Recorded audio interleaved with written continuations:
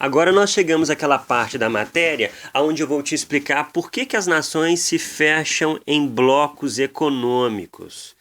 E é interessante aqui porque depois que termina a Segunda Guerra Mundial, você já sabe duas nações saem fortalecidas, Estados Unidos e União Soviética. Eu sempre falo isso porque você sempre tem que voltar aqui.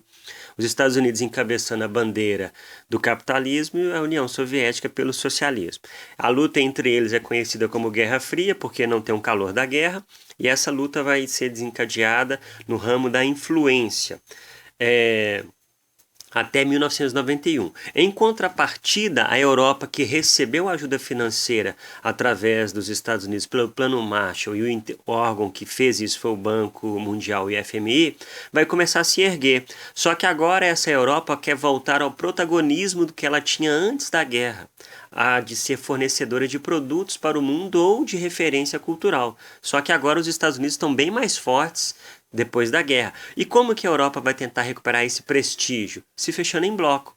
Então as nações se fecham em bloco com qual grande objetivo?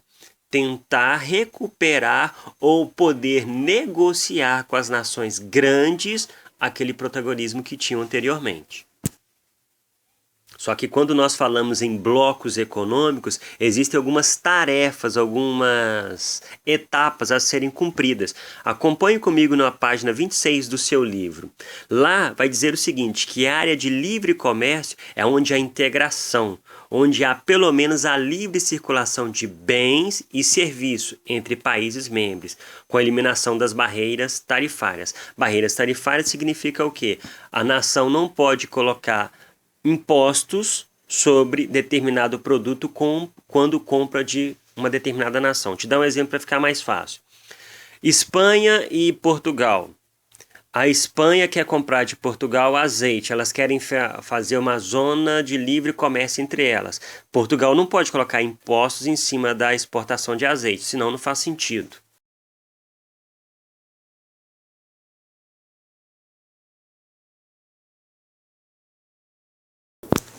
União aduaneira significa que as áreas de livre comércio tendem à adoção da tarifa externa comum por parte de países membros sobre os produtos oriundos de países que não são membros. Então, União aduaneira, no mundo nós temos o exemplo do Mercosul. Existe uma tarifa externa comum a ser aplicada contra os países que não fazem parte do Mercosul.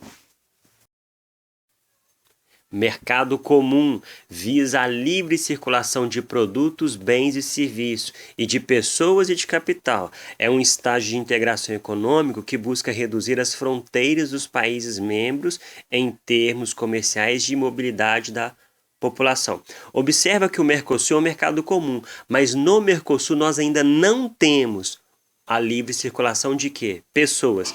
Bens e produtos e serviços nós já temos. E de capital também. A transferência financeira entre os membros do Mercosul. Mas a livre circulação de pessoas ainda não. União política, econômica e monetária é o estágio de maior integração entre os países membros desse mercado comum. Aqui nós falamos já da União Europeia. Ele sim possui uma união política, existe um congresso da União Europeia, uma união econômica. Nações que não conseguirem se enquadrar dentro do perfil econômico vão ser convidadas a fazê-lo ou serão expulsas do bloco. Lembrando que uma nação expulsa do bloco, ela passa a ficar sozinha para negociar com o gigante Estados Unidos, com o gigante China e com a União Europeia. Imagine, por exemplo, Portugal não consiga ajustar suas contas públicas e é expulso do bloco. Portugal vai ter que negociar com os Estados Unidos sem a intervenção da União Europeia. Ah, professor, mas me explica então por que a Inglaterra resolveu sair da União Europeia. O caso da Inglaterra é diferenciado. A Inglaterra sai da União Europeia por um grande objetivo. Lá durante o imperialismo foram eles que colonizaram grande parte da Ásia. E os povos asiáticos, principalmente do Oriente Médio, vão se revoltar com isso porque agora os valores ocidentais vão entrar nas comunidades asiáticas, orientais, principalmente de homens mais rudes, conhecidos como Tuareg, que são os homens que vivem em deserto.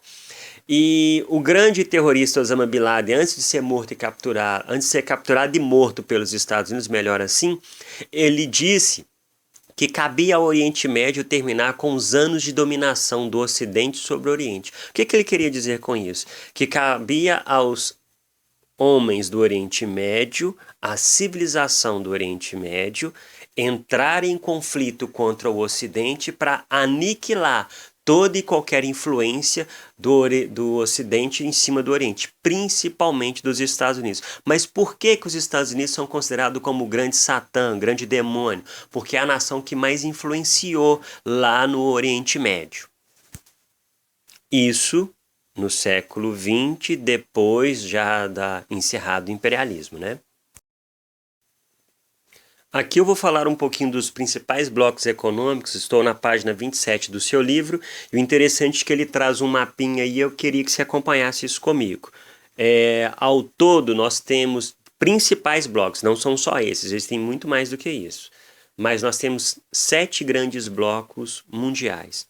Você tem o NAFTA, que é o América do Norte, Estados Unidos, Canadá e México, onde o México entrou na assinatura desse acordo achando que poderia fazer a livre circulação de pessoas, acreditando em um mercado comum, mas na verdade era o quê? A área de livre comércio, só produto que transitaria. Depois nós temos o Mercosul, que foi criado com a ideia de chegar ao mercado comum, mas ainda nós estamos na área de livre comércio e união aduaneira, efetivando a união aduaneira ainda. Nós temos a comunidade andina, as nações próximas da Cordilheira dos Andes ali. Temos a União Europeia, que é o bloco mais bem sucedido do mundo. E aqui eu quero gastar um pouquinho mais de tempo falando da União Europeia para você. A União Europeia vai surgir lá em 1948, com a unificação de Bélgica, Holanda e Luxemburgo, naquilo que nós chamamos de Benelux. Naquele momento, lá em 48, pós-Segunda Guerra Mundial, essas nações pequenininhas vão se unir com qual objetivo? Tentar forçar uma negociação. Esse Benelux vai evoluir para a SECA, que é a Comunidade Europeia do Carvão e do Aço, aonde ainda só vale trânsito de mercadoria e financeiro. Essa SECA vai evoluir para a Comunidade Econômica Europeia, que é o embrião da União Europeia, já sendo mercado comum, já com trânsito. Preste atenção nisso aqui que é interessante você fazer um resumo no seu caderno. A Comunidade Econômica Europeia, ela já era mercado comum, ou seja, já havia livre circulação de produtos, bens e serviços e de pessoas de capital. Por que evolui então para a União Europeia, se já era isso tudo? Por um motivo muito simples, porque agora esse cidadão europeu vai ganhar status. Status de qual sentido? Cidadão europeu. Não importa mais se você nasceu em Portugal, Espanha, Bélgica, Itália. Agora você é um cidadão da Europa. Você tem uma só nacionalidade, europeu, e uma só moeda forte, o euro. Ah, professor, mas por que a Inglaterra é diferente? Porque quando a Inglaterra foi convidada a entrar no bloco, ela só aceitou assinar a sua entrada para o bloco da União Europeia se ela mantivesse a sua moeda que é forte, que é a libra esterlina. E como as nações queriam uma economia forte entrando no bloco, aceitaram. Então, hoje, as economias fortes da Europa são Inglaterra fora do bloco, Alemanha, que é o carro forte da União Europeia, e a França. Então essas 3 nações, uma fora e 2 dentro, são os 3 pilares que movimentam a economia da União Europeia. Ou da Europa, vamos dizer assim. Professor, explica melhor essa situação dos desafios do século XXI para a União Europeia. Deixa eu te explicar. O Brexit, que é a saída da União Europeia do Reino Unido, que agora em 2020 efetivou, ele quer dizer o seguinte: por que a Inglaterra saiu? Ela saiu por um motivo muito simples. Lá na página 29 do seu livro, na crise dos refugiados, está escrito assim: atualmente a União Europeia está passando por um intenso processo de ingresso de refugiados, pessoas vindas da África e do Oriente Médio, especialmente os sírios que fogem de um conflito que assola o país há anos. Tem mais de 12 anos esse conflito. e o intenso fluxo de refugiados que tem provocado reações negativas de alguns países membros, retomando o controle das fronteiras e, de muitos casos, barrando o ingresso de refugiados na União Europeia. Preste atenção nisso aqui, querido. Eu não acabei de falar com você que as barreiras foram jogadas ao chão e que o cidadão europeu pode transitar por toda essa área do mapa da página 28? Agora, o refugiado entrando, como é que você vai barrar o trânsito do refugiado e vai liberar o trânsito do europeu? Fica complicado, porque ninguém tem escrito na testa que é refugiado. A não ser quando o cara é um cara lá do Talibã, por exemplo, que tem as barbas e turbante. Então esse cara você consegue identificar no meio da multidão. Mas se o cara se aculturizar com a cultura local, você não vai conseguir pegar esse cara. E aí esse foi o problema da Inglaterra, porque a Inglaterra passou a sofrer atentados terroristas, mas não conseguia enxergar o inimigo no meio da multidão. E como ela não podia fechar sua fronteira porque era uma regra contrária ao bloco, o que ela faz? Ela resolve sair.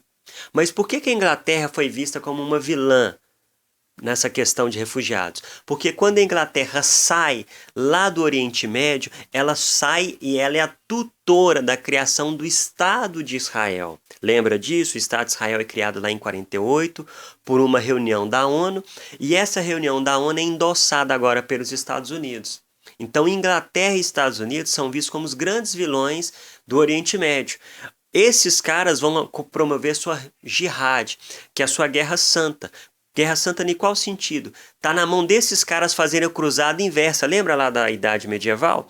Que a Europa fazia cruzadas medievais para acabar com os mouros, que na verdade são os árabes. Agora é o contrário, os árabes querem fazer a cruzada inversa contra o Ocidente, provocando assim o quê? Ou o Ocidente se islamiza, se torna islâmico, ou em nome de Allah eles serão destruídos. Aí você vai ter atentados terroristas nas Torres Gêmeas dos Estados Unidos, atentados terroristas nos trens de Londres, e a Inglaterra, como é uma ilha e é um território restrito, não tem como se precaver disso aqui. Então qual que é a melhor decisão dos caras? Vamos sair da União Europeia, já que a gente não pode mudar a regra de refugiados. E você vai perceber que aí você tem um probleminha, que na verdade vai se tornar um problemão. Porque o Reino Unido ele é composto por quem? País de Gales, Inglaterra, Irlanda do Norte. Só que a Irlanda do Norte faz fronteira com o Eire, que seria a Irlanda do Sul. O Eire continua dentro da União Europeia. Só que nós estamos falando de uma mesma nação, que agora vai ter que ter fronteiras entre a parte norte e a parte sul. E como é que o cara que mora na parte norte, por exemplo, vai trabalhar na parte sul? Esse cara vai ter que apresentar passaporte? Então essa é uma decisão difícil a ser tomada, principalmente depois que a Inglaterra resolveu sair da União Europeia. Faça anotações no seu caderno, querido, sobre isso. Faça resumos, porque essa matéria é viva de conteúdo eficaz.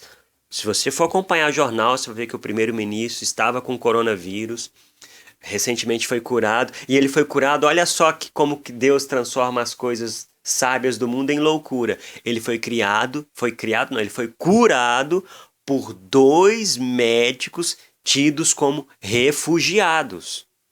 Um médico português e um médico norueguês. Isso lá na Inglaterra. Ou seja, toda a política dos caras contra refugiados vai ser repensada agora porque a vida do primeiro-ministro foi salva por enfermeiros refugiados.